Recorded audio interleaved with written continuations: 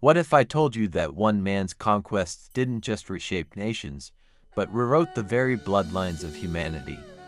That his shadow lingers not only in history but in your DNA. Welcome to Forgotten Historians. This is the untold story of Genghis Khan's most horrific sexual practices, and how they changed the world forever. But the truth may not be what you think. From humble beginnings as a tribal warrior to becoming the world's greatest conqueror, Genghis Khan unified the nomadic tribes of the Mongolian steppe and led his army on a brutal campaign of expansion that stretched from the Pacific Ocean to Eastern Europe. But behind the military genius and the ruthlessness lay a darker side, a disturbing secret that history often brushes aside. Genghis Khan was a man whose lust for power was only matched by his seemingly endless appetite for women.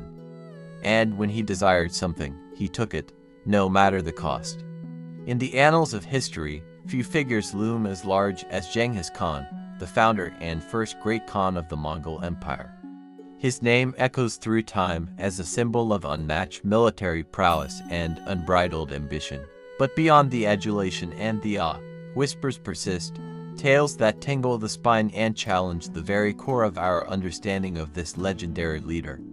What were Genghis Khan's most horrific practices? And how did they connect to the very essence of his being?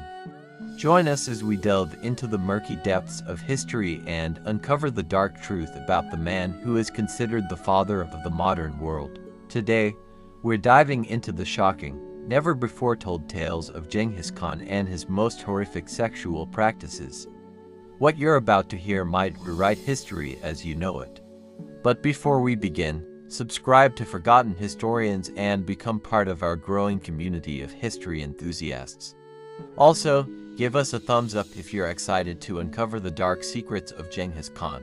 Let's jump in. The year is 1221. Genghis Khan, the undisputed ruler of the Mongolian steppe, stands victorious after a fierce battle against the Western Xia dynasty. The spoils of war are numerous, but one prize takes precedence over the rest: the women.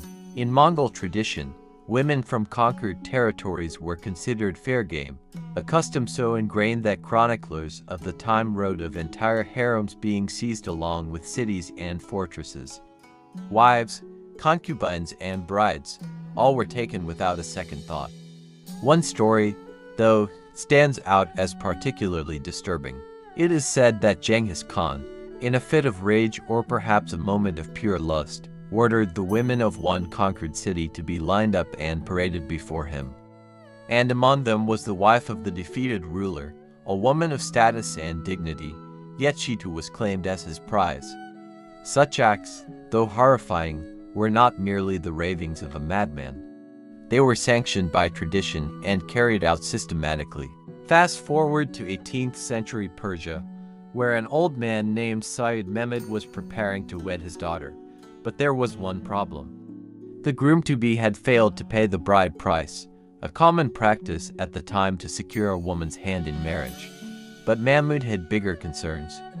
When Genghis Khan and his army arrived in the region, their leader took a shine to the man's daughter, and that meant only one thing: the bride price was now a moot point. Whether Mahmud liked it or not, his daughter was gone, taken by the Khan as one of his many prizes. You might be wondering, did such horrors really take place? Or are they merely figments of a distorted imagination?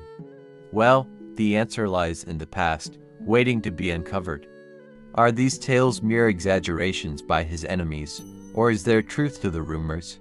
Unveiling the truth, separating fact from fiction. As we venture deeper into the labyrinth of Genghis Khan's life, it's crucial to separate fact from fiction. Many of the most horrific accounts of Genghis Khan's behavior were written by his enemies, and it's natural to question their motives.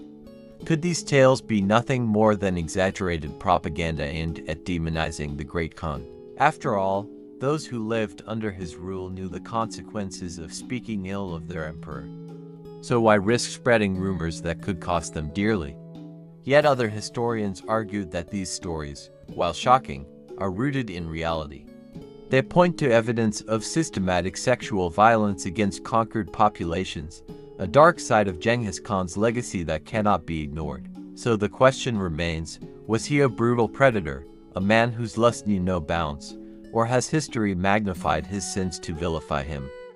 A global legacy, the Khan's unending bloodline amidst the whirlwind of conquest and bloodshed, Genghis Khan found time for his greatest passion, fathering children. To put it mildly, he had a lot of them. Estimates suggest that he sired more than 1,000 children, ensuring his bloodline would endure long after he was gone. But his procreative prowess raises a more unsettling question. How many people alive today can claim a piece of the Khan's blood in their veins?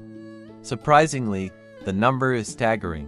Studies indicate that 1 in every 200 men alive today may descend from Genghis Khan. And when you consider his endless appetite for women, power, and heirs, the statistic seems almost inevitable. But how does one reconcile the image of a ruthless conqueror with the fact that he may have played a role in shaping the very DNA of humanity? Epilogue: the Khan who changed the world. As the curtain falls on the tale of Genghis Khan, one thing becomes abundantly clear. The man was a paradox. On one hand, he was a brilliant military strategist and a visionary leader who unified warring tribes and forged a path to global domination. On the other, he was a man whose insatiable lust knew no bounds, a predator who took what he wanted and left a scar of trauma in his wake. Yet it is perhaps his unending bloodline that serves as his most enduring legacy, a chilling reminder that the past is never truly dead. It lives on in the present and whispers in the genes that flow through our veins today. Thank you for joining us on this journey through time. If you enjoyed this episode, subscribe to our channel and let us know in the comments what other historical tales you'd like us to explore. Until next time, stay curious, stay thirsty for knowledge, and remember, the past is never truly gone. It's always with us.